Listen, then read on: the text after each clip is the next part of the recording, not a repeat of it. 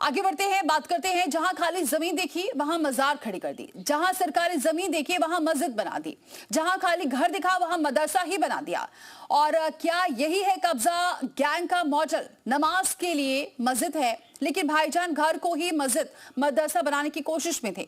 भाईजान की ये कोशिश लोगों ने नाकाम कर दी, तो वो लाइन पर आ गए। कहां हुई खाली जमीन पर मदरसा बनाने की साजिश, इस रिपोर्ट में देखिए।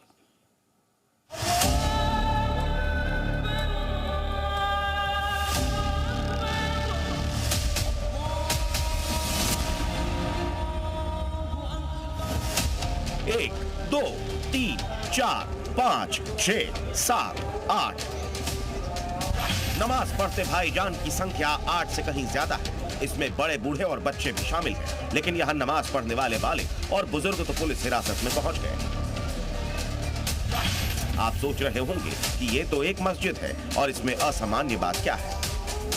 तो ये बता दें कि यहाँ जो नमाज पढ़ी गई वो कबूल नहीं होगी, क्योंकि ये कोई मस्जिद नहीं बल्कि एक घर है जिसे इबादतगाह बनाने की कोशिश में थे भाईजान। इस्लाम में मान्यता है कि सामूहिक नमाज सिर्फ इबादतगाह में हो सकती है और अवैध मस्जिद में बिल्कुल नहीं। लेकिन बरेली में कुछ भाईजान ने खाली घर को अवैध मदरसा बनाने की साजिश रची। आरोप है कि भाईजान हर जुमे उस खाली घर में इकट्ठा होते और वहां सामूहिक नमाज पढ़ते। हैरानी की बात यह है कि वो घर हिंदू बहुल इलाके में था। ये लोग जो घर खाली देखते थे उसी घर में नमाज पढ़ते थे। यहाँ नमाज नहीं पढ़ी जाती, रुटिया जाते थे, भंडारा जाते थे।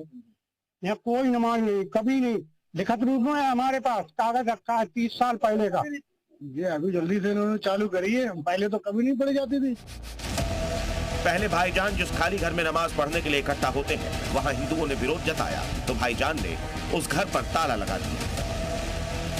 ये मकान है, स्थानीय लोगों का कहना है कि पहले यहाँ इस घर में जो कि देखिए ताला लटका हुआ है, ये ताला लटका हुआ है, इसमें जो है अवैध रूप से नमाज पढ़ी जाती थी। ये यहाँ से हटे, फिर वो दूसरा एक हसीन मियां का घर है, अब उसमें नमाज अदा कर रही है। घर जो है इसमें भी नमाज पढ़ी, हाँ इसमें भी पढ़ी थी, इसमें भी पढ़ी थी।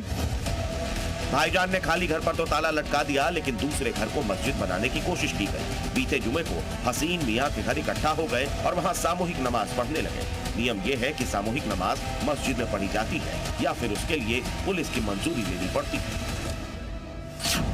लेकिन किसी ने भी सामूहिक नमाज के लिए लिखित परमिशन नहीं ली। आपको दिखाता हूँ कि ये जो है हसीन मियां का मकान है और इस मकान के अंदर जो है नमाज अदा की जा रही थी। आपको दिखाता हूँ, देखिए यहाँ पर जो है यहाँ चादरें बिछाई गई थी और यहाँ पर नमाज अदा की गई थी। पुलिस ने जब हसीन मियां से सामूहिक नमाज के लिए परमिशन दिखाने को कहा तो हसीन मियां दिखा नहीं पाए, जिसके बाद पुलिस ने शांति भंग करने के आरोप में 10 लोगों को हिरासत में ले लिया। अब जब पुलिस ने क्लास लगाई तो भाईजान बिना परमिशन सामूहिक नमाज से तौबा कर रहे हैं। तो क्या अब सामूहिक नमाज होगी? अब सामूहिक मनाने नहीं होगी। अब मैं ऐसी बात कर रहा हूँ, आप सामूहिक गलत है तो गलत। उसने जो घर में नमाज पढ़ी वो गलत थी। हाँ गलत थी। अब होगा ऐसा? ना, ऐसा कभी नहीं होगा। अभी तक सड़क पर मजार बनते देखी हो, सरकारी जमीन पर अवैध मस्जिद भी देखी होगी, लेकिन पहली बार यह हुआ कि खाली घर को ही अवैध मस्जिद बनाने की कोशिश की गई। योगी सरकार में सड़क पर नमाज पढ़ने की पाबंदी, यहाँ तक कि छत पर भी सामूहिक नमाज पर रोक है। शायद कुछ लोगों ने इस नियम की अनदेखी की कोशिश की, इसीलिए योगी फोर्स ने बरेली में नमाज के नाम पर माहौल बिगाड़ने वालों को सबक सिखाया। बरेली से अजय कश्यप के साथ ब्यूरो रिपोर्ट, जी मीडिया।